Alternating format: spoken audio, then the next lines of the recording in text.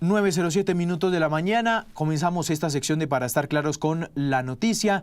Saludamos, por supuesto, hoy a nuestros panelistas que se conectan con nosotros. Don Juan Carlos Flores, buenos días. Pues Juan Camilo, es un placer estar aquí hoy con usted con noticias muy entreveradas, algunas muy enredadas, otras muy dolorosas como la de los soldados y otra de esperanza, a ver si Bolivia no arriba en La Paz, sino aquí en Barranquilla nos concede un triunfo hoy.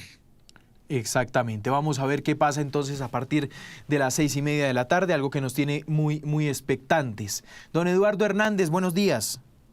Hola, ¿qué tal, Juanca? También al doctor Juan Carlos, ¿cómo están ustedes? Feliz día. Bueno, arranquemos hablando de lo que pasó ayer. No sé si le atiné diciendo que es una noticia política. Tal vez encuentro en mí una contradicción al decirlo.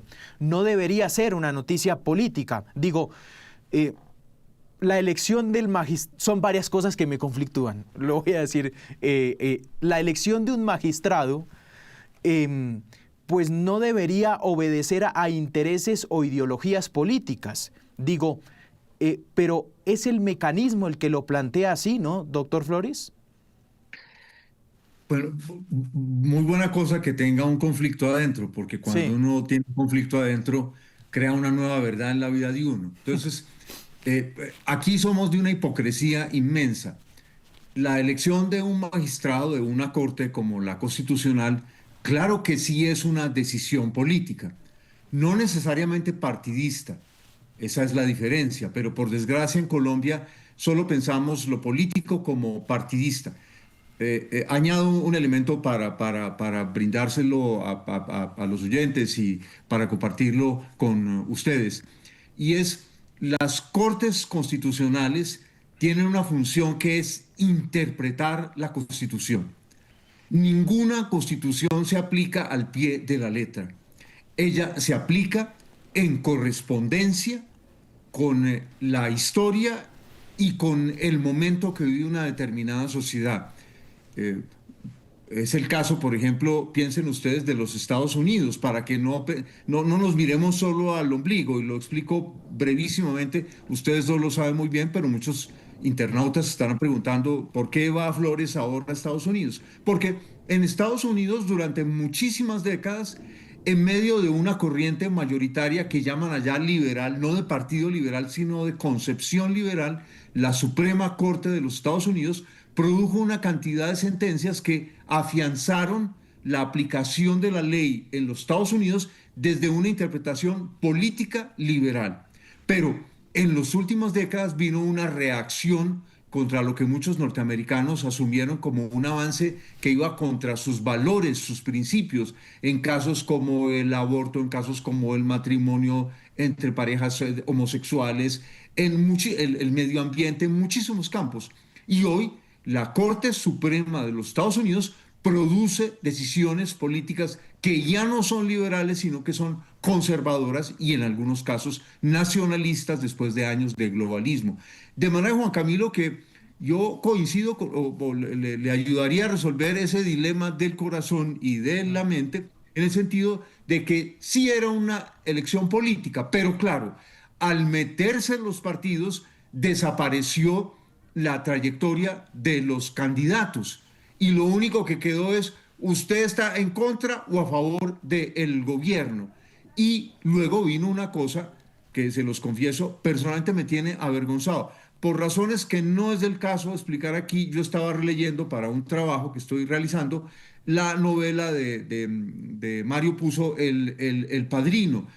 Y de pronto estoy leyendo y al rato oigo estas noticias que se daban en los últimos, hace 3, 4 días, y dije, oiga, parece más decente y más honorable la escogencia de un padrino por parte de la Cosa Nostra italiana que la escogencia de un magistrado de la Corte Constitucional por parte del Congreso de Colombia. Pero ese es un elemento Sí, adicional, claro. Juan Camilo. No sé si le ayuda a resolver ese dilema en su Hay, hay, corazón y Ahí vamos, es que creo que represento también el dilema de que mucha gente ha expresado a través de las redes sociales. Edu, adelante. Sí, no, mire, Parecemos como si efectivamente se hubiera jugado un partido de fútbol, ¿no? Amanecen unos muy tristes y otros muy contentos, lo que nos habla evidentemente del nivel de polarización en el que estamos en el país. Pero yo sí quisiera resaltar algunas inquietudes que asaltan a propósito de lo que ya estaba diciendo Juan Carlos, pues la elección de un magistrado al final sí termina siendo un acto político, pero ¿hasta qué punto? ¿No? ¿Hasta qué punto? Y yo quisiera formular las siguientes preguntas. ¿Por qué esa reacción, a mi juicio, desbordada del presidente Gustavo Petro al, entre comillas, perder esa elección? Una elección en la que en teoría el gobierno no debería tener mayor interés, digo en teoría, porque era una terna que había propuesto la Corte Suprema de Justicia. No era uno de sus postulados, no fue que el presidente postuló a la doctora Balanta, no. A esos tres aspirantes los había escogido la Corte Suprema de Justicia, los tres seguramente con muchos méritos. ¿Por qué el presidente, eventualmente, si es que se confirma, termina echando a tres de sus ministros, aparentemente porque no le hicieron caso o no hubo el respaldo político que ellos esperaban en el Congreso con respecto a esta elección? ¿Y por qué era tan importante para el presidente que la doctora Balanta fuera elegida como magistrada de la Corte Constitucional? ¿Había algo allí detrás? ¿Tenía ya planes el presidente o tiene planes que cree la Corte Constitucional podría atravesarse, que a propósito es la tarea fundamental de la Corte, atravesársele al poder, atravesársele al presidente cuando no se estén haciendo las cosas bien? Entonces, partiendo de esa base, y lo que usted dice, Juan Camilo, es cierto, no deberíamos estar hablando tanto de temas políticos, pero lamentablemente lo que vemos es que el gobierno pues salió además a descalificar al nuevo magistrado, a Carlos Camargo, que a propósito nos decía esta mañana, por ejemplo, Jaime Arrula, pues hombre, habría que investigar si es cierto todo lo que se está diciendo en el sentido de que él en su momento le dio puestos a algunas personas o magistrados de la Corte o personas relacionadas con la Corte cuando fue defensor del pueblo y de Sí, alguna manera le están devolviendo el favor. sí. Todas estas son cosas, digamos, que habría que investigar, Claro. pero evidentemente el que estemos hablando de este nivel de enredo para la elección de un magistrado que va a estar en el cargo durante 8 años y que su tarea fundamental va a ser cuidar la Constitución, pues obviamente sí deja un muy mal sabor de boca. Déjenme, voy a parar aquí un momento. Tengo una noticia de último momento en Florencia. Vamos a Florencia. Y voy con Lisset porque hay novedad con los soldados heridos a esta hora en el hospital de Florencia. Lisset, adelante.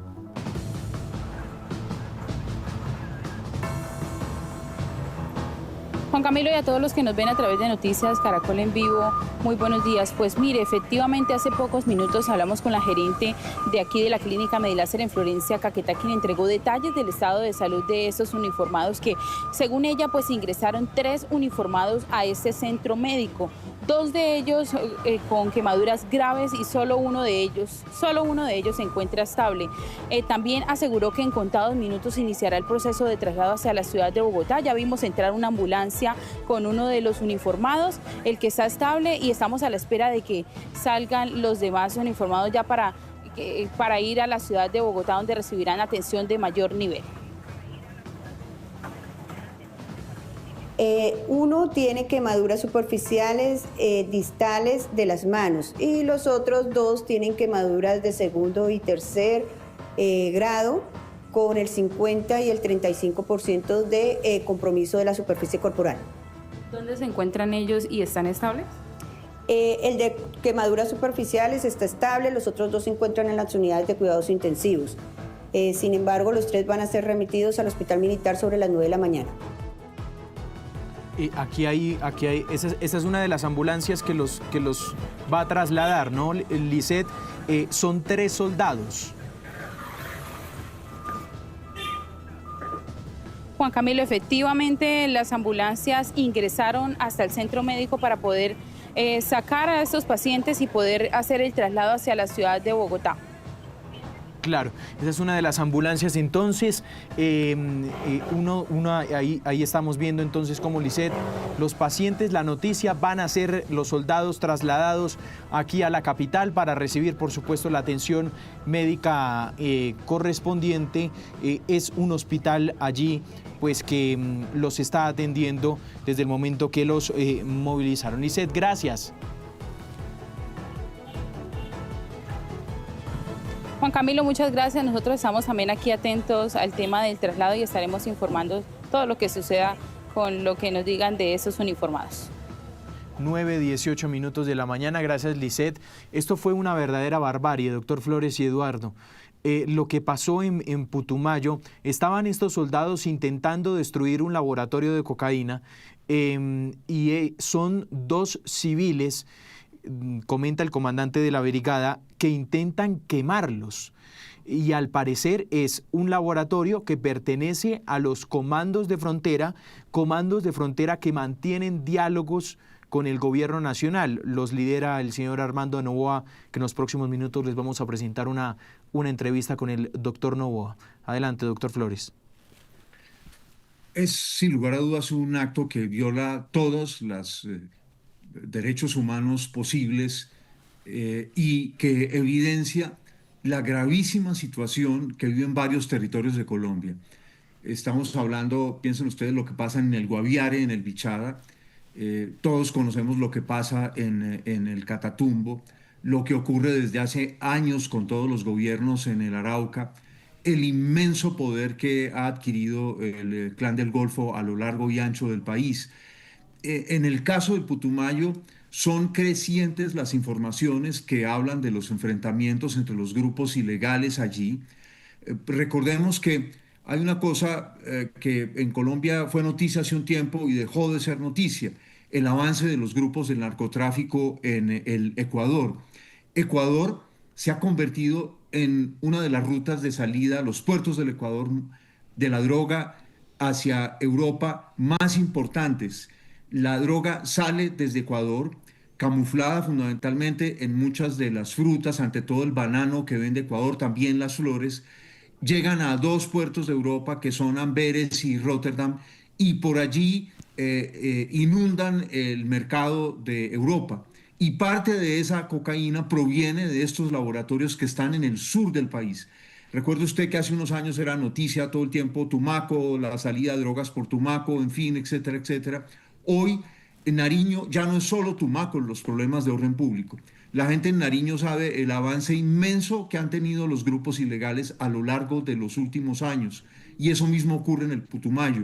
Entonces, aquí lo que vemos es el descaro completo nuevamente de los grupos de narcotraficantes, no importa el nombre que esos grupos tengan, y cómo logran poner a su favor o de aliados a sectores de los cultivadores de la coca, que lo que refleja es una realidad en Colombia, y es que se trata de hacer algo de sustitución de cultivos, pero eso nunca ha prosperado. Y en muchas regiones aisladas de nuestra patria, la cosa que se puede cultivar más fácil y que tiene compradores de inmediato son las drogas. Pero bajo ninguna circunstancia, independiente del origen del problema, puede aceptarse esto. De manera que el gobierno, en cabeza del exmagistrado Armando Novoa, debiera de pronunciarse de inmediato, porque empieza ese carameleo que les vamos a decir, que les estamos pidiendo, y entonces eso es lo que da que hoy en Colombia estén completamente desbocados en sus ambiciones y en su poder los grupos al margen de la ley. Edu. Mire, yo creo que y les quisiera formular esta pregunta porque yo no tengo memoria de un acto de inhumanidad y barbarie semejante, por lo menos en el gobierno de Gustavo Petro. Recuerde usted lo que pasó en su momento con las revueltas sociales, un intento, ¿se acuerdan ustedes de quemar unos policías en un CAI? Un episodio absolutamente tenebroso, pero no recuerdo yo recientemente de un acto de barbarie e inhumanidad de estas características. Partiendo de esa base, hay que decir también que ellos son la autoridad. Estos 2 militares son la autoridad, quienes están ejerciendo unas tareas que no es porque ellos quieren, que no es porque los quieran molestar, es porque están haciendo cumplir la ley. Pasa esto y lo que me cuentan a mí, porque estuve hasta anoche muy tarde conversando sobre el episodio con algunas integrantes del ejército y demás, y lo que me cuentan es que estas dos personas someten a estas personas, les tiran gasolina y demás, y los militares, como a sabiendas de que hay unos diálogos de paz y que entonces que con los del Comando Sur, que con los del Comando de Frontera no se les puede tocar porque esta vez están negociando y entonces me tiro el proceso de paz, no sé qué, pues en segundos usted le pasa todo eso por la cabeza y estos dos militares terminan no reaccionando prácticamente ante esa barbarie que estaban a punto de cometer con ellos. A pesar de que inclusive estaban armados, no sé si Juan Carlos comparte que Esto es en versión estos militar, casos. Edu. Es Claro, que, esto que le estoy contando es claro, la versión de claro, los mire, mismos militares. pero es muy preocupante. O sea, No una, hubo una reacción de claro, estos mismos militares para defenderse. Entonces aquí lo que llevamos es eran hasta 15 qué civiles, punto, ¿no? claro, y hasta qué punto, digamos, estos militares están quedando maniatados, la fuerza se está viendo mermada y limitada por todos estos diálogos. Entre otras cosas, usted ve en ese comunicado, y a mí sí me parece absolutamente lamentable que el gobierno no tome una decisión drástica y diga, no, si es que estos comuneros no sacan un comunicado rechazando esa barbarie, entonces nos levantamos de la mesa. Pues hombre, es que ya cometieron la barbarie, ¿no? Yo Claro. entiendo al gobierno que Eh, esté con su interés y su empeño de mantener todos estos diálogos y sacar adelante su paz total y demás, pero es que hay cosas que verdaderamente tienen límites, don Camilo. Exactamente, y es precisamente la actuación entonces de esta mesa de diálogos, repetimos, la pone en vilo, y sí, es difícil de entender y es lo que en segundos vamos a explicar o que el doctor Novoa nos explique. ¿Por qué esperar a un comunicado rechazando un grupo criminal que las autoridades los señalan de ser los directamente responsables de lo que hicieron? Es algo que cuesta entender. ¿Y qué va a pasar? Bueno, puso el ultimátum. Dicen, si el comunicado no aparece esta mañana, levantamos la mesa, pero lo que dice Edu también es un reclamo, no sabemos el por qué, pues la decisión drástica ante semejante vil hecho y Juan Camilo, ataque no la toman. Doctor Flores, sí. sí, si usted me permite, es que el asunto aquí no es la pacificación, que es un anhelo de Colombia de muchísimas décadas, que por desgracia nunca concluye definitivamente. El asunto aquí es la ausencia de reglas claras de juego. Cuando, por Metodología. ejemplo, hay un cese, claro, cuando hay un cese al juego, Mm. al fuego, cuando se establece ese cese al fuego que hay que proteger a la población civil, que no va a haber ataques de los grupos ilegales contra el ejército, las cosas están claras. Pero como en este caso, cuando se está dialogando sin reglas, sin ninguna sin reglas claras, entonces la fuerza pública queda maniatada. Una cosa es que la fuerza pública esté frenada cuando el proceso avanza, pero cuando hay apenas intenciones, no se puede maniatar a la fuerza pública cuando la atacan o cuando tiene que salir a defender a la población civil. El problema entonces no es como sugiere el gobierno, que cuando se le hacen críticas al fracaso de la paz, de la mal llamada paz total, es que se es un guerrerista, no. Si uno quiere verdaderamente la paz, tiene que establecer reglas claras, porque de lo contrario, los grupos al margen de la ley se envalentonan. Ellos están en lo suyo. Ellos viven de la economía ilegal. Ellos viven de ejercer la intimidación de la población civil. Eso no es nuevo. La actitud equivocada aquí es la del Estado, que insiste en que está negociando supuestas paces a lo largo y ancho de Colombia y no establece reglas que dejan impunes los ataques contra la población civil y los ataques contra la fuerza pública. Claro, es algo, una crítica que por supuesto también se la hemos hecho y se la hemos formulado a Oti Patiño, pero creo que el doctor Flores da en el punto, y es esa falta de metodología que tiene no solo esta mesa de negociación, son varias la misma queja, y que por supuesto desata unos hechos de orden público también que son lamentables. Doctor Flores, Edu, gracias, nos tocó hacerlo cortico hoy, creo que nos quedaron muchos temas pendientes, pero en una próxima ocasión los tocaremos. A los dos un abrazo, de verdad muchas gracias. Lo mismo, feliz día para todos y que esta tarde derrotemos a Bolivia. Así es. Bueno, feliz día. Chao.